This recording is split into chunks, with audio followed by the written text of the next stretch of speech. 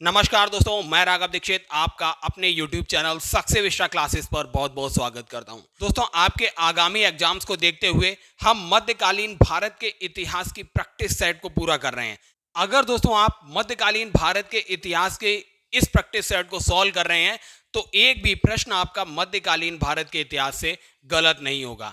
अगर दोस्तों आप सक्सेस विस्टा क्लासेस चैनल पर पहली बार विजिट कर रहे हैं तो चैनल को अभी सब्सक्राइब कर लीजिए और बेल आइकन को भी प्रेस कर लीजिए, जिससे आगामी वीडियो के नोटिफिकेशन आप तक आसानी से पहुंचते रहें। तो आइए दोस्तों, बिना समय बेकार किए शुरुआत करते हैं प्रैक्टिस सेट की। पहला क्वेश्चन आपसे क्या है, ये देखिए। भारत में मुगल वंश की स्थापना किसके द्वारा की गई थी? अब दोस्तों, भारत में मुगल वंश की स्थापना बाबर के द्वारा की गई थी। याद रखिए, इसका सी ऑप्शन करेक्ट है। 1526 ईस्वी में बाबर ने इब्राहिम लोदी को, इब्राहिम लोदी कौन है? इब्राहिम लोदी दोस्तों ये लोदी वंश का अंतिम शासक है, बल्कि दिल्ली सल्तनत का अंतिम शासक है, याद रखिए। इसको पानीपत के युद्ध में 1526 ईस्वी में परास्त कर दिया और दोस्तों भारत में एक नवीन वंश की शुरुआत कर दी। इस वंश का नाम है मुगल वंश। अब आइए देखते हैं अगला प्रश्न। बाबर का जन्म कब और कहां हुआ था? दोस्तों कई बार पूछा जा चुका है। आप फरगना याद रखिए दोस्तों, फरगना ये 1483 ईस्वी में फरगना में बाबर का जन्म हुआ था। यह बात आपको याद रखनी है। अब अगला प्रश्न देखते हैं। बाबर के अनुसार भारत पर आक्रमण का निमंत्रण किसके द्वारा दिया गया था? दोस्तों बाबरनामा में बाबर जो है केवल दौलत खान लोदी का ही नाम के जिक्र करता है। सी ऑप्शन इसका करेक्ट है।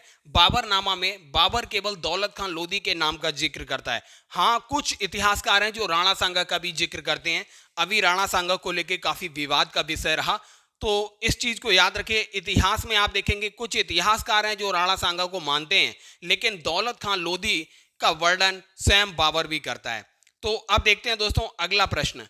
पानीपत का पहला युद्ध कब लड़ा गया? हम दोस्तों अभी आपको बता चुके हैं कि पानीपत का युद्ध 1526 ईस्वी में लड़ा गया बाबर और इब्राहिम लोदी के बीच, जिसमें इब्राहिम लोदी युद्ध के मैदान में मारा गया और बाबर ने भारत पर अपना आधिपत्य जमा लिया। अगला प्रश्न है, पानीपत के युद्ध में बाबर ने किस युद्ध नीति का प्रयोग किया? मोस्ट इंपॉर्टेंट क्वेश्चन है दोस्तों ये, और कई बार पूछा जा चुका है। याद रखिए, तुलगमा एवं तोप खाने का इस वाली युद्ध पद्धति का प्रयोग किया। तुलगमा युद्ध पद्धति, ये याद रखिए दोस्तों, ये उज्जैकों की युद्ध पद्धति है।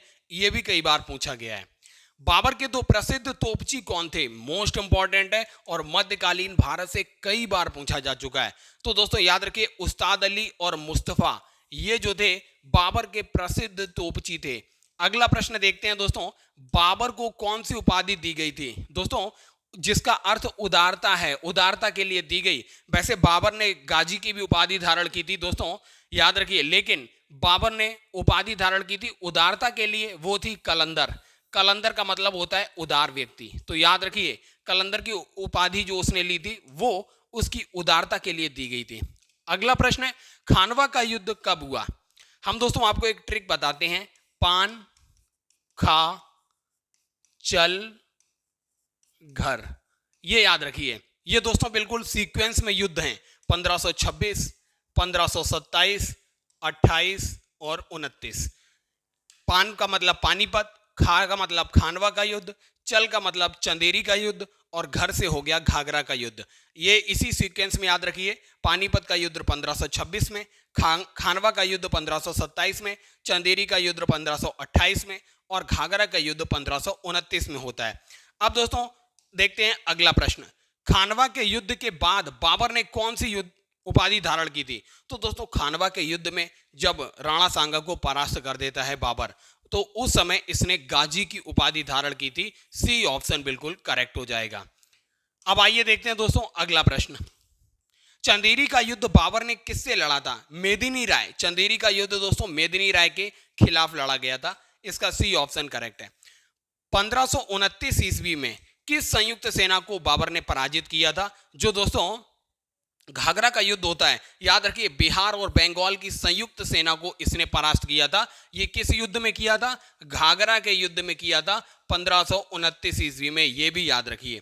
अगला प्रश्न देखते हैं दोस्तों। अगला प्रश्न, गज ए बाबरी क्या था दोस्तों? जैसे हमने आपको बताया था गज ए सिकंदरी, तो इसमें गज का मतलब आपको पता है, भूमि मापन में गज का प्रयोग किया जाता है। तो इसी से याद रखिए, भूमि की माप के लिए गज ए बाबरी का प्रयोग किया गया था बाबर के द्वारा।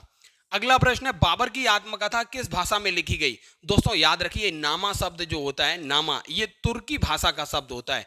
इसका आत्मकथा क्या है दोस्तों? बाबर नामा, बाबर नामा। तो इसी से आप अंदाज लगा सकते हैं, नामा लगा हुआ है तो ये तुर्की भाषा में होगी। सी ऑप्शन इसका बिल्कुल करेक्ट हो जाएगा। अगला प्रश्न है दोस्तों, बाबर की आत्मकथा का नाम क्या है? हम आपको बता चुके हैं, बाबर नामा बाबर की आत्मकथा है। अगला है दोस्तों, मुबैयान शैली का जनक। दोस्तों ये काफी छंद लिखे इसने, जो छंद होते हैं याद रखिए, उसी तरीके से मुबैयान शैली होती है, गायन की शैली है। तो इस शैली का जनक किसे माना जाता है? बाबर जो था, बाबर ने इस शैली में कई गीत लिखे हैं। तो ये बी ऑप्शन करेक्ट है। अब दोस्तों 1530 ईस्वी में बाबर जा चुका है, मतलब समाप्त हो चुका है। अब हम हुमायूं को पढ़ेंगे। हुमायूं के दो कार्यकाल थे, 1530 से 1540। फिर 1540 से लेकर 55 तक निर्वासित रहा भारत से हुमायूं, मतलब शेर शाह सूरी ने उसे परास्त कर दिया। बिलग्राम कन्नौज के युद्ध से उसे भगा दिया था और शेर शाह सूरी ने भारत में सूर वंश की स्थापना की थी। और याद रखिए, सूर वंश जो था दोस्तों, एक अफगान वंश था। तो याद रखिए 1555-56 दो कार्यकाल थे हुमायूं के। अब आइए हुमायूं से संबंधित कुछ प्रश्न देखते हैं। हुमायूं दिल्ली के सिंहासन पर कब बैठता है? हमने आपको बताया 1530 में खत्म हो जाता है बाबर और यहीं से शुरू करता है हुमायूं। हुमायूं ने किस संस्था की स्थापना की थी? तो दोस्तों एक ये पुस्तकालय था, दीन पनाह पुस्तकालय, जो इसके अंत का भी कारण बना। तो याद रखिए, हुमायूं ने दीन पनाह पुस्तकालय की स्थापना की थी। चौसा का युद्ध कब और किसके बीच हुआ था? हम आपको बता चुके हैं दोस्तों, चौसा का युद्ध जो था शेर खां और हुमायूं के ही बीच में हुआ था, 1539 ईस्वी में हुआ था। याद रखिए, इसका बी ऑप्शन करेक्ट है।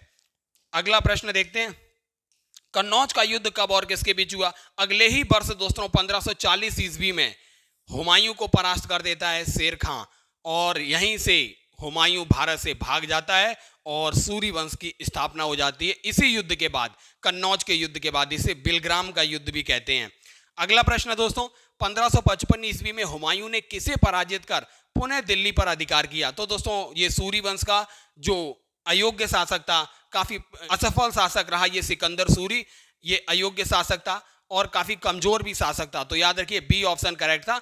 1555 में हुमायूं ने सिकंदर सूरी को परास्त किया और दिल्ली पर पुनः मुगल सत्ता की स्थापना कर दी। अगला प्रश्न दोस्तों, हुमायूं की मृत्यु कब और कैसे हुई? हमने आपको बताया था दोस्तों, ये जो था सीढ़ियों से गिरने के कारण, दीन पनाह जो पुस्तकालय था, इन्हीं की सीढ़ियों से गिर जाता है हुमायूं और इसका अंत हो जाता है। इसका सी ऑप्शन करेक्ट हो जाएगा। अगला प्रश्न है दोस्तों, हुमायूं की मृत्यु किस भवन की सीढ़ियों से गिरने के कारण हुई? हम आपको बता चुके हैं, दीन पनाह ये पुस्तकालय था, यहीं से गिर के मर गया। लेनपूल ने हुमायूं के बारे में क्या टिप्पणी की है? लेनपूल एक इतिहासकार है दोस्तों, वह कहता है हुमायूं जीवन भर लड़खड़ाता रहा और लड़खड़ाते हुए ही वह अपनी जीवन लीला समाप्त कर गया। तो सी ऑप्शन बिल्कुल करेक्ट हो जाएगा। अगला प्रश्न है शेर शाह सूरी से। हम आपको बता चुके हैं 1540 ईस्वी में सूरी वंश की स्थापना करता है और कालिंजर के किले पर आक्रमण के समय ये खुद बारूद से झुलस कर मर जाता है 1545 ईस्वी में, और इसका मकबरा बिहार के सासाराम में बनाया जाता है। अब देखते हैं इसके कुछ प्रश्न। सूरवंश देखिए की स्थापना किसने की? 1540 ईस्वी में शेर शाह सूरी ने की थी। अब आइए देखते हैं अगला प्रश्न, शेर शाह सूरी के बचपन का नाम क्या था दोस्तों? फरीद खां। फरीद खां जो था शेर शाह सूरी के बचपन का नाम था, याद रखिए। अगला प्रश्न है, शेर शाह को शेर खां की उपाधि किसने दी थी? सबसे पहले दोस्तों वह बना फरीद, फरीद खां बचपन का नाम था। फिर फरीद खां के बाद वह बना शेर खां, और शेर खां के बाद दोस्तों हुमायूं को भारत से खदेड़ने के बाद वह बनता है शेर शाह। तो ये तीन नाम उसके फेमस रहे, फरीद खां, शेर खां, शेर शाह। तो हमने बताया फरीद खां बचपन का नाम। शेर खां दोस्तों ये बिहार का बाहर खां लोहानी था, याद रखिए, बाहर खां लोहानी इसके द्वारा दिया गया था। माना जाता है कि फरीद खां जो था इसने तलवार के एक ही प्रहार से शेर को हत्या कर दी थी, और इसी बात से प्रभावित होके ये जो था बाहर खां लोहानी, इसने फरीद को शेर खां की उपाधि दी थी, ऐसी कहानी मिलती है। फिर अब देखते हैं दोस्तों अगला क्वेश्चन, डाक प्रथा का प्रारंभ किसके द्वारा किया गया था? दोस्तों डाक प्रथा बिल्कुल शेर शाह सूरी के ही द्वारा चलाई गई थी। सी ऑप्शन बिल्कुल करेक्ट हो जाएगा। रोहतासगढ़ का किला एवं किला एक ऊना, ये मोस्ट इंपॉर्टेंट है और यूपी पीसीएस में कई बार पूछा जा चुका है। रोहतासगढ़ और किला एक ऊना किसने बनवाए थे? बिल्कुल दोस्तों शेरशाह सूरी ने बनवाए थे। बी ऑप्शन इसका बिल्कुल करेक्ट हो जाएगा। पद्मावत की रचना किसने की थी? मलिक मोहम्मद जायसी ने की थी और ये मलिक मोहम्मद जायसी जो थे दोस्तों इसी शेरशाह सूरी के टाइम पीरियड में थे। बिल्कुल सी ऑप्शन करेक्ट होगा, मलिक मोहम्मद जायसी और शेरशाह सूरी के समय में थे। अगला प्रश्न है दोस्तों, शेरशाह सूरी की मृत्यु किस किले को जीतते समय हुई थी? हमने आपको दोस्तों बताया था शेरशाह सूरी जो था दोस्तों ये जब कालिंजर के किले पर आक्रमण कर रहा था तो उसी समय एक बम जो था दीवार से टकराया और जहां पर बारूद के ढेर पर स्वयं शेरशाह सूरी खड़ा हुआ था, चिंगारी आके उसी बारूद के ढेर पे लग जाती है और ये जलकर वहीं पर भस्म हो जाता है। तो याद रखिए दोस्तों बी ऑप्शन इसका करेक्ट है। कालिंजर के किले पर आक्रमण के समय शेरशाह सूरी की मृत्यु हुई थी। शेरशाह का मकबरा कहाँ स्थित है दोस्तों? हमने आपको बताया था सासाराम में स्थित है। सी ऑप्शन इसका बिल्कुल करेक्ट हो जाएगा। अकबर दोस्तों आप देखिए 1556 ईस्वी में मर चुका है। कौन? हुमायूं मर चुका है। अब 1556 ईस्वी से 1605 ईस्वी तक का कार्यकाल अकबर का है। आइए अब इसको देखते हैं। अकबर का जन्म कब और कहाँ हुआ था? 1542 ईस्वी। याद रखिए राजा ये अमरकोट के यहाँ पर हुआ था। बी ऑप्शन इसका बिल्कुल करेक्ट हो जाएगा। अमरकोट में 1542 ईस्वी में। अकबर का राज्याभिषेक कब और कहाँ हुआ था दोस्तों? कालानौर। याद रखिए 1556 में जब हुमायूं मरता है। अगला प्रश्न है अकबर के संरक्षक कौन थे? दोस्तों बैरम खान जो थे, बैरम खान ये अकबर के संरक्षक थे, ये याद रखना है। अगला प्रश्न है पानीपत का द्वितीय युद्ध कब और किसके बीच हुआ? पानीपत का दूसरा युद्ध 1556 ईस्वी में अकबर और हेमू के बीच हुआ। याद रखिए बी ऑप्शन करेक्ट है। अगला प्रश्न है अकबर ने दास प्रथा का अंत किस वर्ष किया? दोस्तों ट्रिक याद रखिए दातीज और इसकी 1562 ईस्वी में दास प्रथा का समापन हुआ। 63 में तीर्थ यात्रा कर की समाप्ति हुई। 64 में जजिया का समाप्त कर दिया। 62, 63, 64 दातीज के नाम से याद रखिए। ती से याद रखिए। ती देखिए 63 में भी 3 है तो आपको ईयर भी याद हो जाएगा। दातीज से याद रखिए 1562 में दास प्रथा समापन हो गई थी। तीर्थ यात्रा कर कब समाप्त किया गया? हमने आपको बताया अगले ही वर्ष। बी ऑप्शन करेक्ट है। तीर्थ यात्रा कर समाप्त किया और जजिया कर अगले ही वर्ष 64 में समाप्त किया। तो दातीज याद रखिए। अगला प्रश्न है दोस्तों हल्दी घाटी का युद्ध कब हुआ? 1576 ईस्वी में महाराणा प्रताप और अकबर के बीच ये युद्ध हुआ था, हल्दी घाटी का युद्ध। हल्दी घाटी के युद्ध में अकबर का सामना किससे हुआ था? अकबर का सामना महाराणा प्रताप जी से हुआ था। सी ऑप्शन बिल्कुल करेक्ट हो जाएगा। महाराणा प्रताप के घोड़े का नाम क्या था? कमेंट सेक्शन में जरा उसका नाम बताइए। अगला प्रश्न है दोस्तों अकबर ने कौन सा नया धर्म चलाया था? अकबर ने दोस्तों दीन ए इलाही धर्म चलाया था। बी ऑप्शन बिल्कुल करेक्ट हो जाएगा। और दीन ए इलाही कब चलाया था दोस्तों? ईयर आप कमेंट सेक्शन में कमेंट कीजिए, हम आपको आगे बताएंगे। दीन ए इलाही की स्थापना कब की गई थी? दीन ए इलाही की स्थापना 1582 ईस्वी में की थी। याद रखिए सी ऑप्शन करेक्ट है। इबादत खाना की स्थापना कब और कहां हुई थी? इबादत खाना की स्थापना दोस्तों ये फतेहपुर सीकरी में हुई थी 1575 ईस्वी में। इसका पहला ही ऑप्शन करेक्ट हो जाएगा।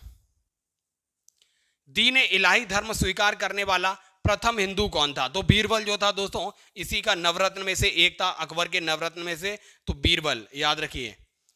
अगला प्रश्न है दोस्तों हरविजय सूरी को किस उपाधि से सम्मानित किया? तो जगत गुरु की उपाधि से। हरविजय सूरी ये जैन संत थे, याद रखिए। अकबर ने इनको जगत गुरु की उपाधि से विभूषित किया।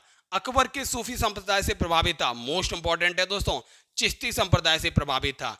शेख सलीम चिश्ती जो थे दोस्तों अकबर के गुरु भी रहे, याद रखिए। और उन्हीं के आशीर्वाद से माना जाता है जहांगीर का जन्म हुआ, इसलिए उसने जहांगीर के बचपन का नाम क्या रखा था? सलीम रखा था। इन चीजों को भी रिलेट कीजिए।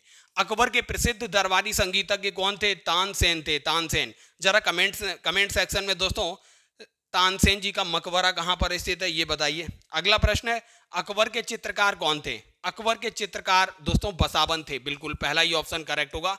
बसावन जो थे दोस्तों अकबर के चित्रकार थे। अकबर ने गुजरात विजय की स्मृति में कहां पर और कौन सा दरवाजा बनवाया? मोस्ट इंपॉर्टेंट है, कई बार पूछा जा चुका है।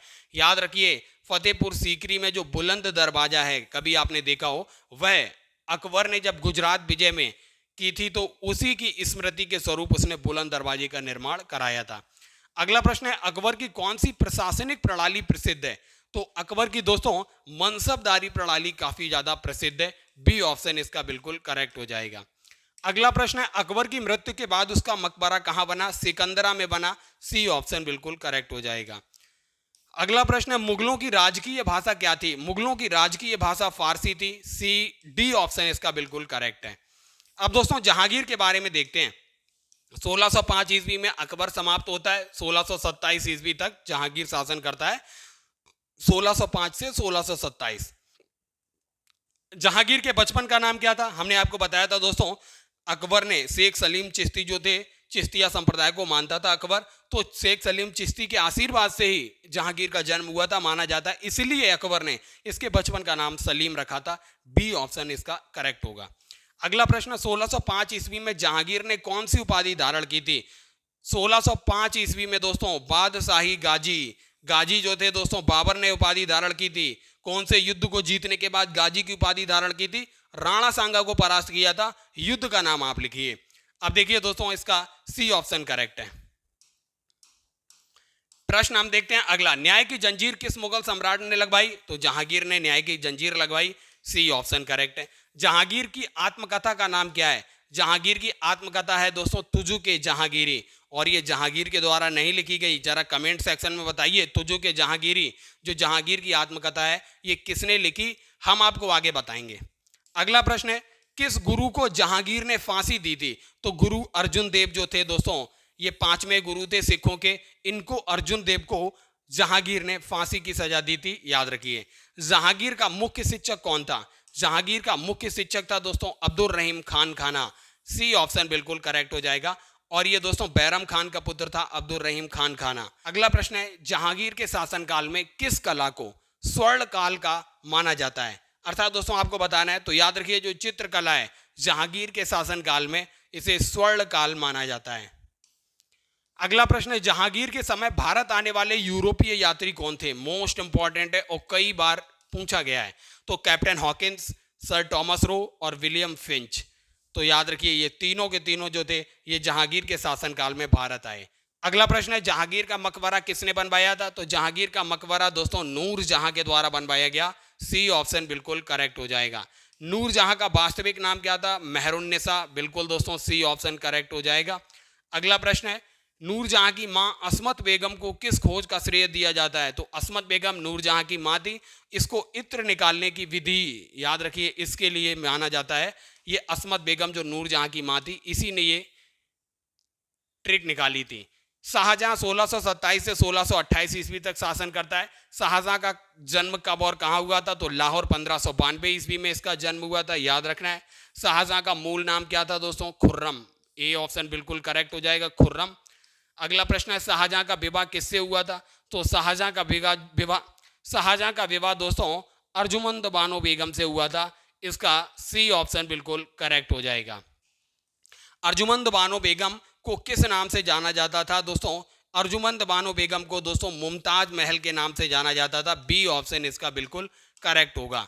अगला प्रश्न है, मुमताज महल की स्मृति में शाहजहां ने किस स्मारक का निर्माण कराया? तो जो दोस्तों आगरा का ताजमहल है।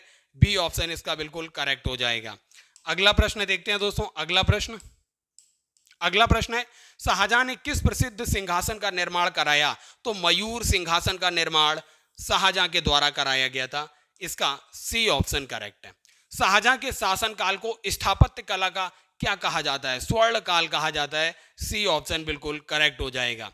अगला प्रश्न है, शाहजहां द्वारा बनवाई गई प्रमुख इमारतें कौन सी हैं? तो शाहजहां के द्वारा बनवाई गई प्रमुख इमारतें लाल किला, दीवाने आम, दीवाने खास। याद रखिए ये तीनों शाहजहां के द्वारा बनवाई गई। शाहजहां द्वारा बनवाई गई मस्जिद कौन सी है दोस्तों? तो दिल्ली की जो जामा मस्जिद है ये बनवाई गई थी शाहजहां के द्वारा। ए ऑप्शन इसका बिल्कुल करेक्ट हो जाएगा।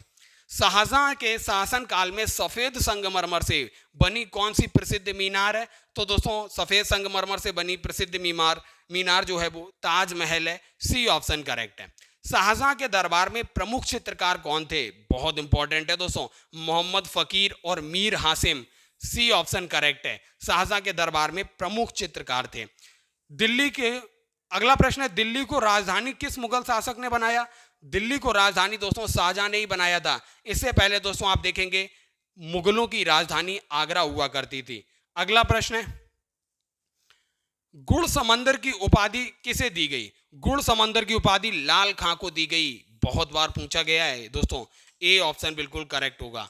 शाहजहां को बंदी किसने बनाया था? शाहजहां को दोस्तों इसके पुत्र ने ही बनाया था। इसके पुत्र का नाम था औरंगजेब।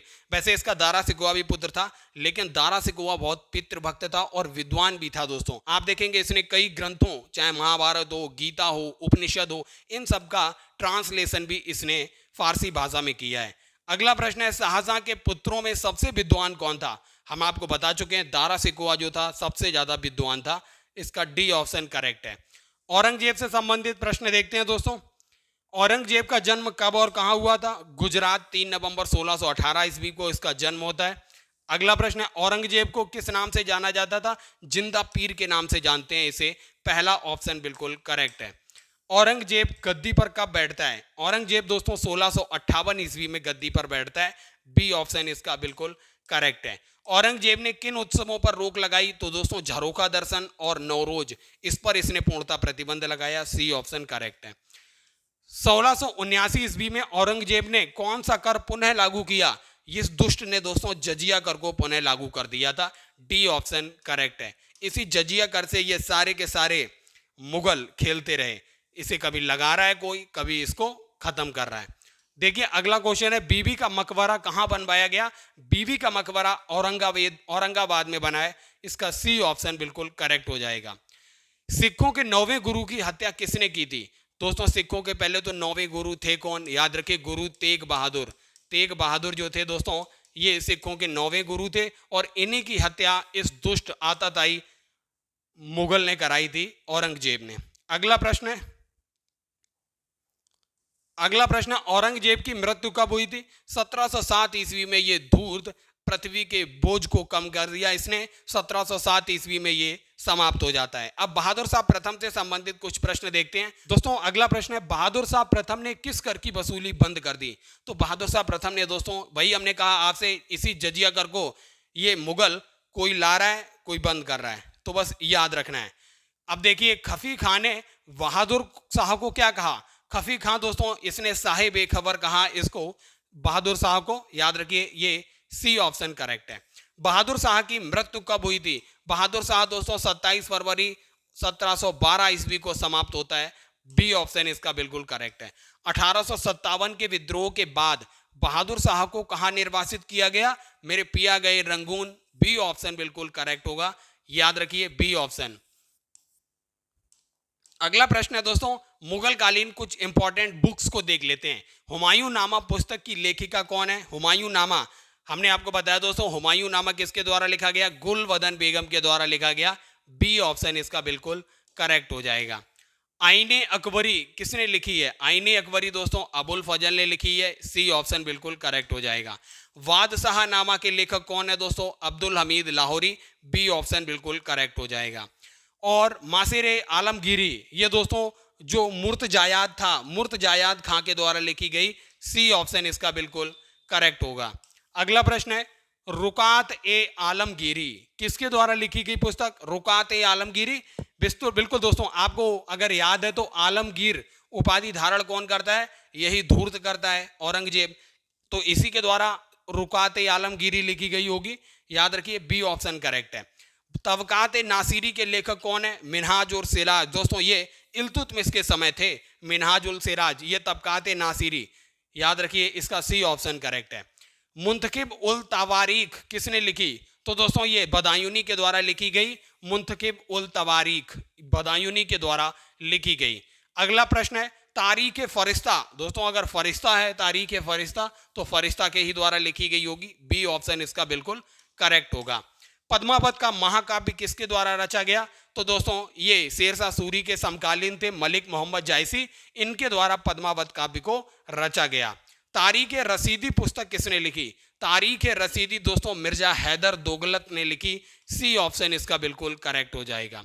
अगला प्रश्न है, तोहफा ए अकबर शाही के लेखक कौन है? तोहफा ए अकबर शाही के लेखक दोस्तों अब्बास खां सरवानी है।